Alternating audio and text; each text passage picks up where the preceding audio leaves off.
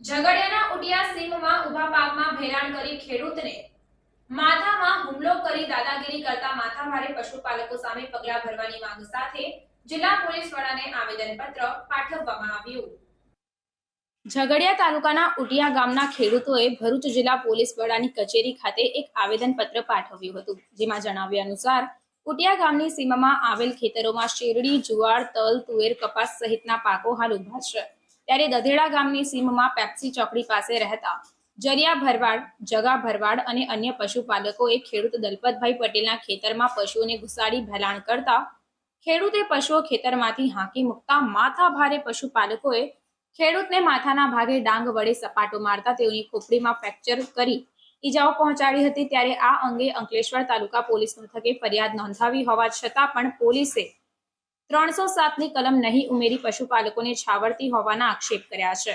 ત્યારે ખેડૂતોના ઊભા પાકમાં ભેલાણ કરી નુકસાન કરવા સાથે દાદાગીરી કરતા માથાભારે પશુપાલકો સામે કડક રાહે પગલાં ભરવામાં આવે તેવી માંગ કરવામાં આવી છે અને જો તંત્ર કડક પગલાં નહીં ભરે તો ખેડૂતો સહિત ગ્રામજનોએ ચૂંટણી બહિષ્કારની ચીમકી પણ ઉચ્ચારી હતી।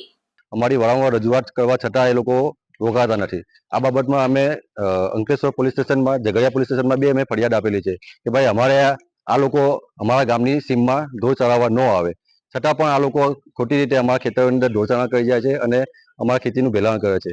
છેલ્લા 2 વર્ષની અંદર 2-3 ફરિયાદો થઈ ચૂકી છે અને હમણાં 2 દિવસ પહેલા પણ એક ફરિયાદ થઈ છે અને એમાં એને ઇન્જરી થઈ છે, માથામાં વાગ્યું છે, 100 ટાંકા આવ્યા છે, છતાં બી પોલીસ તપાસ કરવા નથી આવી અને એફઆઈઆરની અંદર 307 જેવી ગંભીર કલમનો ઉમેરો બી કરવામાં નથી આવ્યો।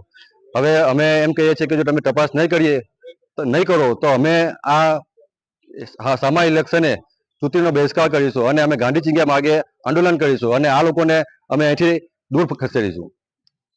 છતાં પણ એમને આ કલમ એમણે આપી છે 503, 323, 324 કલમ આપી છે, 307 કેમ નહીં?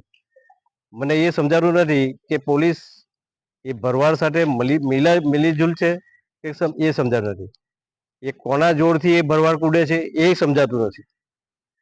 બીજું કે એમને ઉપરથી કોઈ બી દબાણથી આટલા સિરિયસ વ્યક્તિને, પેશન્ટને એમણે રજા આપી દીધી।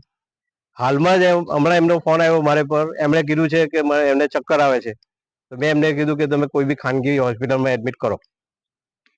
અને આવું ને આવું અમારે આજુબાજુના એરિયામાં જો ભેલાણ થતું હોય તો અમારે ખેડૂતોએ કયા જવું? અમારી બાજુ ચોફેરથી ખેડૂત ઘેરાયેલો છે, એક બાજુ વોલનો ત્રાસ છે, એક બાજુ આ ઢોરોનો ત્રાસ છે અને ખેતીમાં બહાર નીકળવા માટે બી અત્યારે બેન દીકરીઓને બહાર નીકળવું મુશ્કેલ થઈ ગયું છે। તો મારી વિનંતી છે આપ સાહેબને, ડીએસપી સાહેબને કે ભાઈ આમને પર જરૂરી કાર્યવાહી કરે।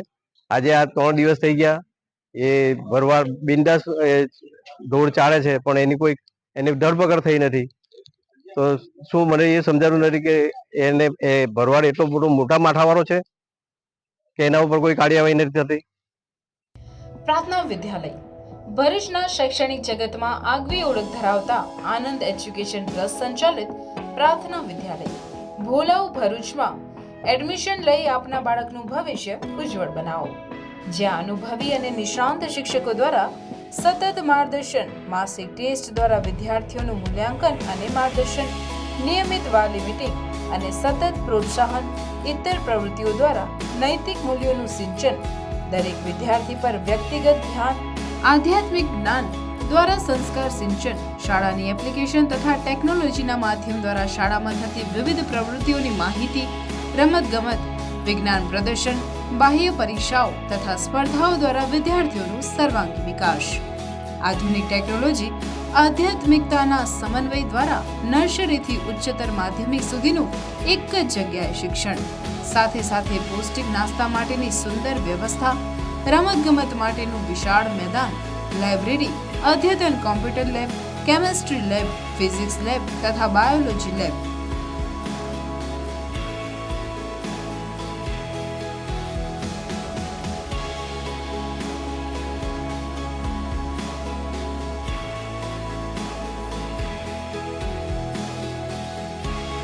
તો આજે જ આપના બાળકના એડમિશન માટે સંપર્ક કરો પ્રાર્થના વિદ્યાલય, સુરભી શિખર બંગલોઝ પાસે, ભોલાવ, ભરૂચ।